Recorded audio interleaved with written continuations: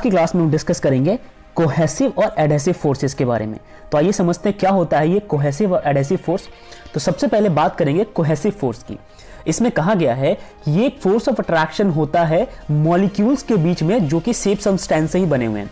अब मान लीजिए कि अगर मैं बोलूं यहाँ पे H2, राइट, तो यहाँ पे हाइड्रोजन के दो एटम का जिक्र कर रहा हूं मैं। अब यहाँ पे मैं एक हाइड्रोजन का एटम बनाता हूं और एक दूसरा बनाता हूं। अब अगर इन्हीं दोनों के बीच में जो फोर्स ऑफ अट्रैक्शन है वो सेम एटम्स के बीच में ही है, तो ऐसे वाले को आप कहोगे कोहेसिव फोर्स, कोहेसिव, ठीक है। वेयर एज अगर मान लो कि कहीं से आ जाता है नाइट्रोजन N2 के मॉलिक्यूल्स, अब वो मॉलिक्यूल्स जो है वो अपने अलग तरीके से बने हुए हैं। फॉर एग्जांपल ये नाइट्रोजन और ये नाइट्रोजन अलग फोर्स ऑफ अट्रैक्शन लगा के बने हुए हैं। इनका आपस में तो फोर्स ऑफ अट्रैक्शन होगा कोहेसिव। क्या होगा? कोहेसिव। मगर कल को ये H2 इस N2 को अट्रैक्ट करना चाहे तो इनके आपस में लगने वाले फोर्स ऑफ अट्रैक्शन को आप कहोगे एडहेसिव फोर्स ऑफ अट्रैक्शन। जब डिफरेंट मॉलिक्यूल्स के बीच में फोर्स ऑफ अट्रैक्शन लगता है तो एडहेसिव कहलाता है, और जब सेम के बीच में लगता है, जब सब्सटेंस जो है वो सेम होता है, तो आप उसे कहते हो कोहेसिव, ठीक है। सिमिलरली जैसे एग्जांपल की बात करें, solid have definite shape and size due to strong force of cohesion amongst their molecules. अब सॉलिड का जो स्ट्रॉन्गेस्ट नेचर है वो क्यों होता है? क्योंकि उनके बीच में जो पार्टिकल्स होते हैं ना, जो पार्टिकल्स के फोर्स ऑफ अट्रैक्शन होते हैं वो काफी ज्यादा स्ट्रॉन्ग होते हैं कोहेसिव नेचर की वजह से। अब बात करते हैं एडहेसिव। देखो, it is force of attraction between molecule of two different substance. अब जैसा मैंने आपको बताया ये अलग सब्सटेंस है सपोज, और ये अलग सब्सटेंस है, और अगर ये आपस में फोर्स ऑफ अट्रैक्शन लगाने की कोशिश करेंगे तो उसे हम कहेंगे एडहेसिव, ठीक है।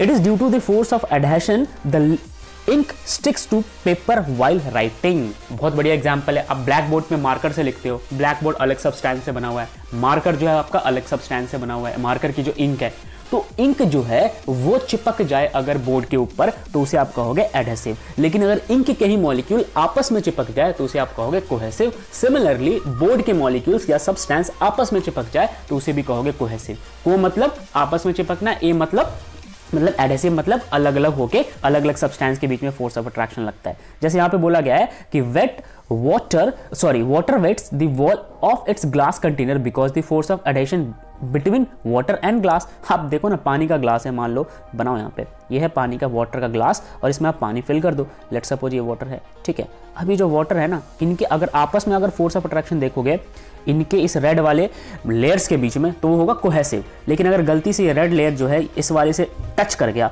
और फिर इसको जो है वेट कर गया, यानी कि कंटेनर के एज को वेट कर गया, तो एडहेशन की वजह से होगा, वो एडहेसिव फोर्स होता है। समझ गए? आइए जरा देखते हैं एक और बढ़िया एग्जांपल। अब आप देखो, ये जो पानी के मॉलिक्यूल्स हैं, सपोज करो कि किसी लीव्स के, किसी पत्तियों के ऊपर आके ऐसे चिपक जाते हैं, तो उनके आपस में, वाटर मॉलिक्यूल्स के आपस में जो अट्रैक्शन होगा मॉलिक्यूल्स के अंदर, उसे आप कहोगे कोहेसिव, ठीक है। इसको और अच्छे से देखो, ये है कोहेसिव। मगर पत्ती और इस मॉलिक्यूल के बीच में अगर आपको दिख रहा हो, if you can see precisely, तो इसके और ये जो आपको पत्ती दिख रही है ना, ये ग्रीन वाली, ठीक है, लीफ, ठीक है, इस लीफ के और इस मॉलिक्यूल के बीच में जो फोर्स ऑफ अट्रैक्शन होगा वो होगा एडहेसिव। तो आपको ये चीज समझ आ गया। आइए जरा एक डिफरेंस समझ ले जल्दी से, कोहेसिव और एडहेसिव में क्या होता है। देखिए, जब हम बात करते हैं कोहेशन की, मतलब कि कोहेशन वो प्रोसेस होता है जिससे कोहेसिव फोर्स लगता है। तो cohesion is the attraction force between molecule of same substance. Same substance के बीच में लगने वाले फोर्स ऑफ अट्रैक्शन को आप कहोगे कोहेशन, ठीक है। एडहेशन बिल्कुल इसका अपोजिट होता है, जहां पे मॉलिक्यूल्स या सब्सटेंस बदल जाते हैं। ये इंटरमॉलिक्यूलर अट्रैक्शन है, वो इंट्रामॉलिक्यूलर, इंट्रा मतलब जहां चीजें बदल जाए, अलग हो जाए, इंटर मतलब आपस में ही। इसमें जो होता है van der Waals force include होता है और हाइड्रोजन बॉन्डिंग भी इंक्लूड होता है। ये जो है इलेक्ट्रोस्टैटिक अट्रैक्शन करता है, मतलब चार्ज की वजह से अट्रैक्ट हो रहा है। याद करो, वो ग्लास का कंटेनर अगर पानी के मॉलिक्यूल को अट्रैक्ट कर पा रहा था तो उनके बीच में कोई चार्ज रहा होगा, ठीक है। इलेक्ट्रोस्टैटिक कहते हैं उस चीज को। अच्छा, the formation of water droplets on the surface tension of a liquid is due to cohesion. तो जो पानी की बूंदे, जब आपने कई बार देखा होगा पत्तियों पे ऐसे गोल गोल बन जाती है, तो क्यों? क्योंकि वो सारे मॉलिक्यूल्स आपस में कोहेशन की वजह से अट्रैक्ट हो जाती है। और अगर वो स्प्रेड करता है तो फिर वो एडहेशन की वजह से स्प्रेड कर रहा है, मतलब क्या? वो पत्ती पे अब अपना फोर्स लगा रहा है, वो मॉलिक्यूल सब पत्ते की तरफ जाना चाहता है, लीव्स की तरफ जाना चाहता है, तो एडहेशन की वजह से होगा। तो ये था हमारा डिस्कशन कोहेशन और एडहेशन के बीच में।